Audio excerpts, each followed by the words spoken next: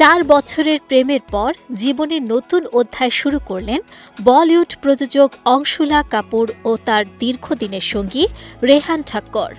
সম্প্রতি মুম্বাইয়ের তাজ ল্যান্ডস এন্ডে ঘনিষ্ঠ আত্মীয়স্বজন ও বন্ধুদের উপস্থিতিতে হিন্দু রীতিতে বিয়ের আনুষ্ঠানিকতা সম্পন্ন করেন এই যুগল।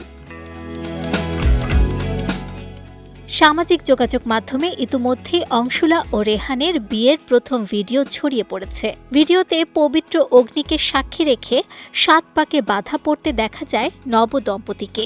আরেকটি ভিডিওতে বিয়ের নিবন্ধন সম্পন্ন করে পরিবারের প্রবীণ সদস্যের আশীর্বাদও নেন তারা। বিয়েতে অংশুলার পরনে ছিল হালকা গোলাপি আড়ু রঙের লেহেঙ্গা, আর রেহান পরেছিলেন আইভরি সোনালি শেরওয়ানি।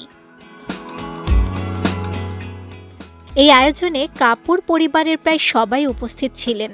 অতিথিদের মধ্যে ছিলেন অনিল কাপুর, অর্জুন কাপুর, জাহ্নবী কাপুর, খুশি কাপুর, মোহিব কাপুর, শানায়া কাপুর, সোনাম কাপুর, রিয়া কাপুর, হর্ষবর্ধন কাপুর, শাবানা আজমি ও কারিশমা কাপুর।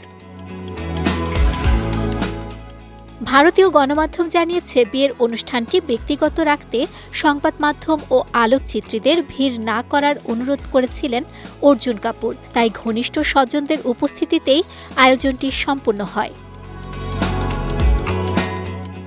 অংশুলা ও রেহানের প্রেমের শুরু 2022 সালে একটি ডেটিং অ্যাপের মাধ্যমে। এরপর 2025 সালের জুলাইয়ে নিউ ইয়র্কের সেন্ট্রাল পার্কে অংশুলাকে বিয়ের প্রস্তাব দেন রেহান।